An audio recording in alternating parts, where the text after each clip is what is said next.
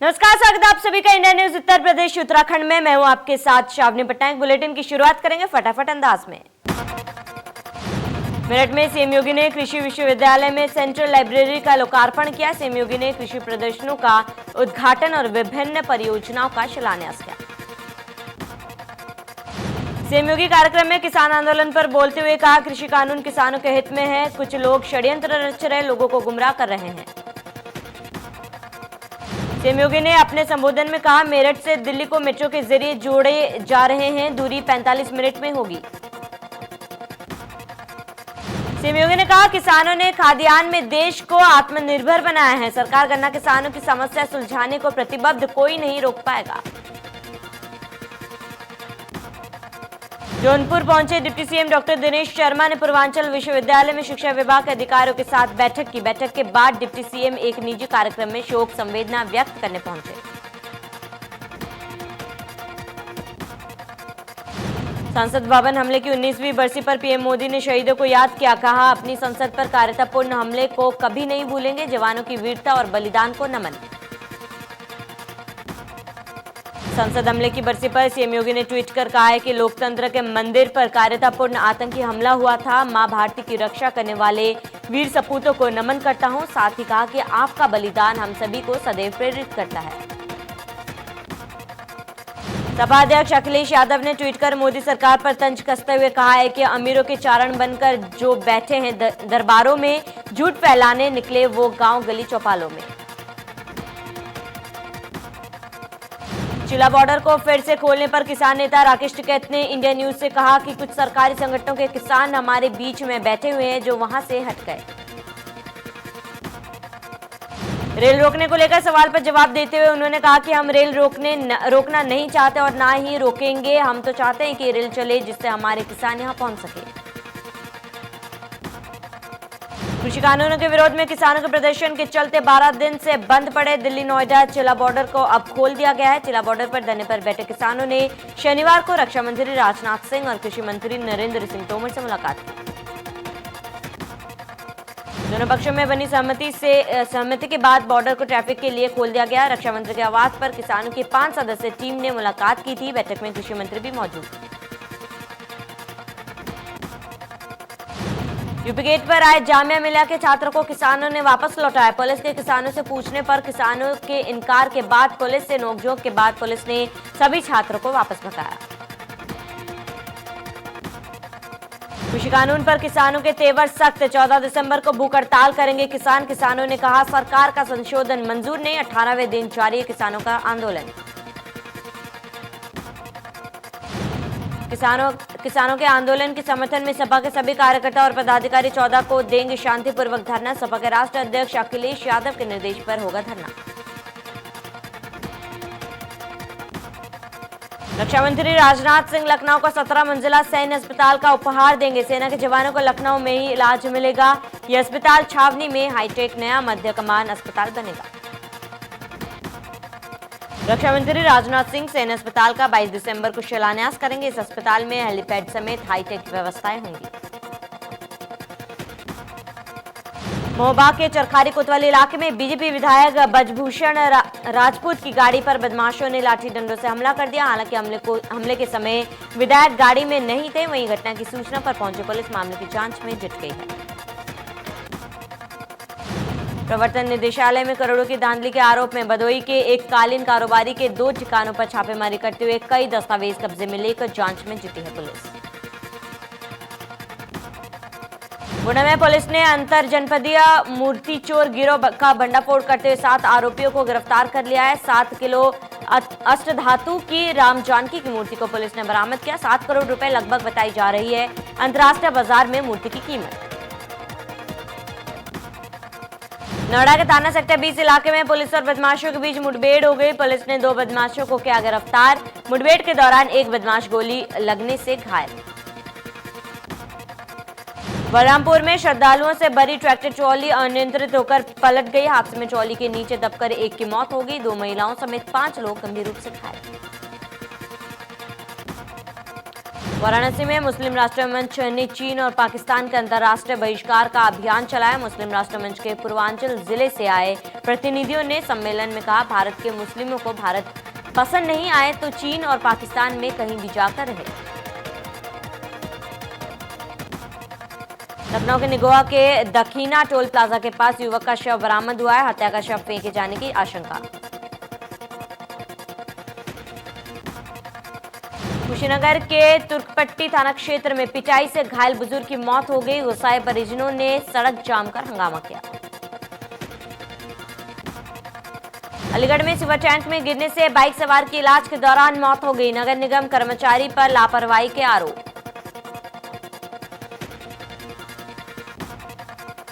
गोंडा में खंडजा निर्माण में बच्चों से कराई जा रही मजदूरी। खंड विकास अधिकारी अजीत कुमार मिश्र को मामले की दी गई सूचना।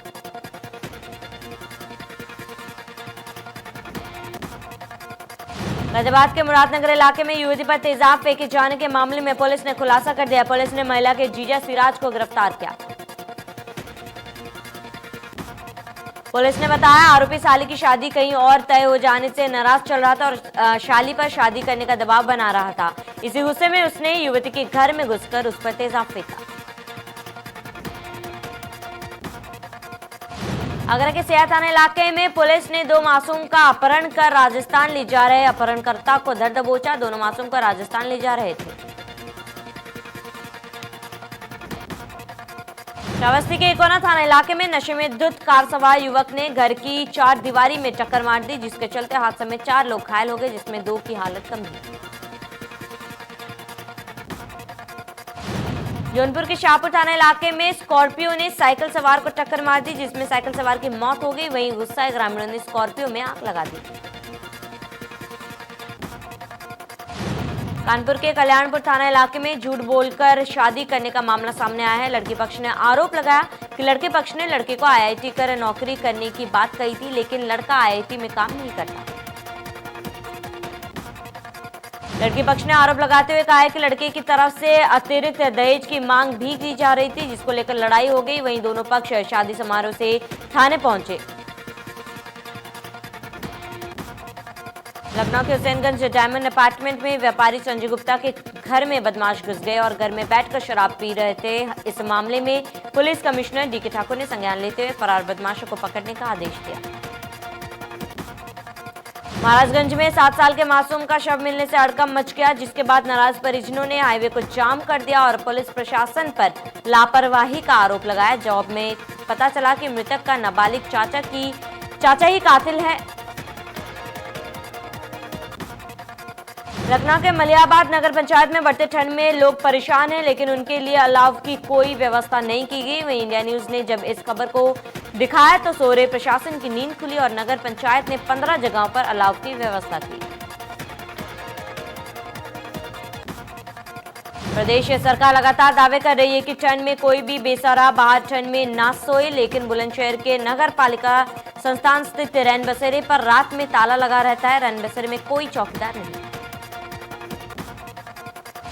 एडीएम रविंदर कुमार ने मामले को संज्ञान में लेते हुए कहा है कि अधिकारियों को सख्त निर्देश दे दिए गए हैं और यदि कोई भी अधिकारी लापरवाही बरतना है तो उसके खिलाफ वैधानिक कार्रवाई की जाएगी। कानपुर देहात के बिलोर कोतवाली इलाके में युवक का शव मिला, जिसकी हत्या धारदार हथियार से की गई थी। वहीं सीमा विवाद में उलझी रही पुलिस। मेरठ पुलिस ने 3 क्विंटल चरस के साथ 4 तस्कर को गिरफ्तार किया। जब्त किए गए चरस की कीमत 5 करोड़ रुपए बताई जा रही है। भदोही के कोडरोना थाना इलाके में धारदार हथियार से अधेड़ की गला रेत कर हत्या कर दी गई। घटना की सूचना पर पहुंचे पुलिस ने मामले का जांच में जुट गई है। अंदेशा जताया जा रहा है कि पारिवारिक विवाद के चलते हत्या की गई। बलिया के रसड़ा थाना इलाके में उच्चतर प्राथमिक स्कूल के सहायक शिक्षक तेज प्रताप सिंह के निलंबन मामले में अब एक नया मोड़ सामने आया। एक तरफ जहां शिक्षा मंत्री की तरफ से आए शिकायती पत्र की जांच कराकर बीएसए ने सहायक अध्यापक को निलंबित कर दिया था, अब रसड़ा खंड शिक्षा अधिकारी को तेज प्रताप सिंह के खिलाफ एफआईआर दर्ज करवाने का आदेश भी जारी कर दिया गया है। मोहबा के कोतवाली इलाके में तेज रफ्तार बाइक और ऑटो में भीषण भिड़ंत हो जाने से आधा दर्जन लोग गंभीर रूप से घायल हो गए। सूचना मिलने पर मौके में पहुंची पुलिस ने सभी घायलों को इलाज के लिए अस्पताल में भर्ती कराया। जौनपुर के शाहगंज कोतवाली इलाके में तेज रफ्तार ट्रेलर ने मारी टक्कर। हादसे में 2 लोगों की मौत। पुलिस ने ट्रेलर ड्राइवर को हिरासत में लिया। गुस्साए ग्रामीणों ने आजमगढ़ मार्ग को किया जाम। सहारनपुर में चोरों ने ज्वेलर्स की दुकान में गहने चोरी कर फरार हो गए, जिसमें 65 ग्राम सोना और 6 किलो चांदी के जेवरात है, जिसकी कीमत 10 लाख रुपए बताई जा रही है। कानपुर में चाय कंपनी के ठेकेदार के साथ लूट के मामले में पुलिस ने मुख्य आरोपी को गिरफ्तार किया। पुलिस ने 1,53,000 रुपए भी बरामद किए हैं। बदमाशों ने ठेकेदार से लूटी थी 4 लाख रुपए। प्रयागराज में अपराधियों के हौसले बुलंद हो चुके। ताजा मामला थाना सोराव इलाके का है, जहां बदमाशों ने घर में सो रहे 65 वर्षीय महिला और उसके बेटे को मौत के घाट उतारा। घटना की सूचना पर पहुंची पुलिस ने शव को कब्जे में लेकर पोस्टमार्टम के लिए भेज दिया। हत्या किस कारण से हुई है, फिलहाल इसका अभी तक पता नहीं चल पाया। पुलिस हत्या के कारणों का पता लगाने में जुटी है। संसद पर हमले की 19वीं बरसी है। इस हमले में गाजियाबाद के टीला गांव के रहने वाले देशराज अम्मावी भी आतंकियों की गोलियों से शहीद हो गए थे। हर साल देशराज अम्मावी का परिवार उन्हें श्रद्धांजलि अर्पित करता है। गांव में शहीद देशराज अम्मावी को श्रद्धांजलि देने के लिए हवन पूजा अर्चना का आयोजन किया गया। शहीद देशराज अम्मावी के बेटे देवेंद्र अम्मावी का कहना है कि अब तक स्मारक तक पहुंचने के लिए सरकार ने गांव में कोई पक्का रास्ता भी नहीं बनाया। देहरादून में कैबिनेट मंत्री मदन कौशिक ने कृषि कानूनों को लेकर बीजेपी प्रदेश मुख्यालय में प्रेस कॉन्फ्रेंस की। मदन कौशिक ने प्रेस कॉन्फ्रेंस में कहा कि केंद्र सरकार किसानों की आय को दोगुना करने और उसके हित के लिए कृषि सुधार कानून लाई है।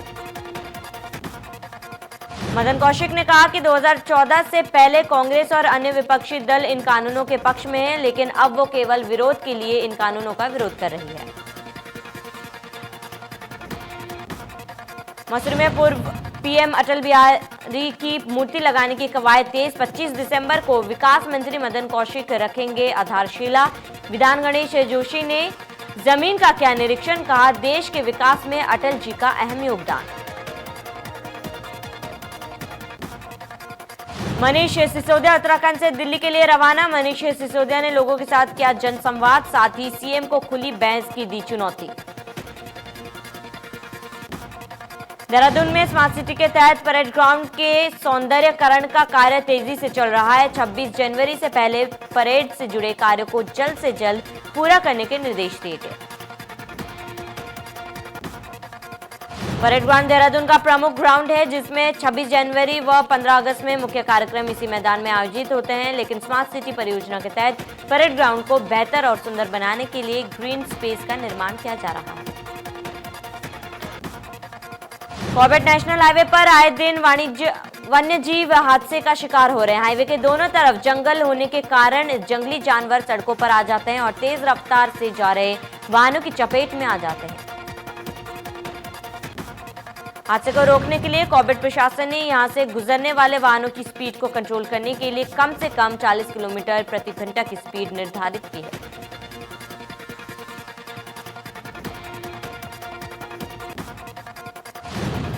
दिल्ली में चल रहे किसान आंदोलन के समर्थन में अब साधु समाज भी खड़ा हो गया है। हरिद्वार में युवा भारत साधु समाज ने प्रधानमंत्री को ज्ञापन भेजकर कुंभ मेले के बहिष्कार की चेतावनी दी। संतों का कहना है कि अन्नदाता सर्दियों के मौसम में सड़कों पर आंदोलन कर रहा है। किसानों की मांगों को सरकार जल्दी पूरा करे, नहीं तो संत कुंभ मेले का बहिष्कार करेंगे। सुरक्षा की दृष्टि से आईबी की रिपोर्ट पर टीएचडीसी ने टिहरी बांध के चारों गेट पर बोलाई सिस्टम स्थापित कर लिए हैं। इसके साथ ही 17 नवंबर से टिहरी डैम में बंद हुई आवाजाही भी शुरू हो चुकी है। 25 दिन बाद डैम से यातायात शुरू होने से लोगों में राहत की सांस ली है। इससे लोगों को अब आने जाने में कम दूरी तय कर समय की बचत होगी। रुद्रप्रयाग में जिला कार्यालय सभागार में जिलाधिकारी मनोज गोयल ने तहसीलों की राजस्व स्टाफ समीक्षा बैठक की। इस दौरान राजस्व कार्मिकों के लंबित पेंशन प्रकरण के संबंध में संबंधित पटल सहायकों को 1 सप्ताह के भीतर कागजी कार्रवाई पूरी करने के निर्देश दिए। जिलाधिकारी ने कहा कि भविष्य में किसी भी कार्मिक की सेवानिवृत्ति से 6 माह पहले से ही संबंधित कार्मिक के पेंशन दस्तावेज तैयार किए जाएंगे। सभी उप जिलाधिकारी और तहसीलदारों को हर सप्ताह अपने स्तर पर राजस्व वसूली की समीक्षा करने के निर्देश भी दिए गए हैं। मसूरी देहरादून मार्ग के पास 3 बाइक में अचानक आग लगने से हड़कंप मच गया और देखते ही देखते बाइक जलकर राख हो गई। वहीं स्थानीय लोगों ने आग पर काबू पाया।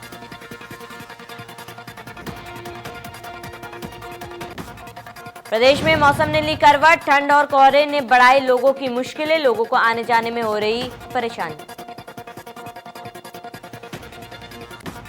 देश में कोरोना का कहर जारी, 24 घंटे में 30,354 कोरोना संक्रमित मिले हैं। देश में कोरोना संक्रमितों की संख्या 98,57,000 के पार। देश में कोरोना से 1,43,000 से ज्यादा लोगों की मौत, कोरोना से 93,54,000 से ज्यादा मरीज हो चुके हैं ठीक। महाराष्ट्र में भी कोरोना का कहर लगातार जारी, यहां पर पिछले 24 घंटे में 4,259 कोरोना संक्रमित मिले हैं। देश की राजधानी दिल्ली में कोरोना अपना कहर लगातार बरपा रहा है। यहां पर पिछले 24 घंटे में 1,953 कोरोना संक्रमित मिले हैं। प्रदेश में कोरोना का कहर जारी, 24 घंटे में 1,410 कोरोना संक्रमित। प्रदेश में कोरोना संक्रमितों की संख्या 5,64,000 के पार। यूपी में कोरोना से 8,000 से ज्यादा लोगों की मौत, कोरोना से 5,35,000 से ज्यादा मरीज हो चुके हैं ठीक। उत्तराखंड में पिछले 24 घंटे में कोरोना के 728 नए केस सामने आए हैं। वहीं 10 मरीजों की मौत हो चुकी है, जबकि 435 मरीज ठीक हो चुके हैं। सबसे ज्यादा देहरादून में 246 कोरोना मरीज मिले हैं, जबकि नैनीताल में 132, पौड़ी में 37, चमोली में 28, पिथौरागढ़ में 32, हरिद्वार में 72 कोरोना मरीज मिले हैं। उधम सिंह नगर में 32 मिले हैं, वहीं उत्तरकाशी में 26, अल्मोड़ा में 41, बागेश्वर में 21, रुद्रप्रयाग में 25, टिहरी जिले में 26 संक्रमित मिले हैं। बॉलीवुड एक्ट्रेस श्रद्धा कपूर के भाई सिद्धांत कपूर को गोवा में कोरोना पॉजिटिव पाए गए हैं। बता दें सिद्धांत गोवा में ही हैं और उन्होंने खुद को सेल्फ आइसोलेट कर दिया है। प्रियंका चोपड़ा ने पिता को याद करते हुए आर्मी यूनिफॉर्म पहने तस्वीर अपने इंस्टाग्राम अकाउंट पर शेयर की। यह फोटो प्रियंका ने अपनी किताब अनफिनिश्ड में भी यूज किया है।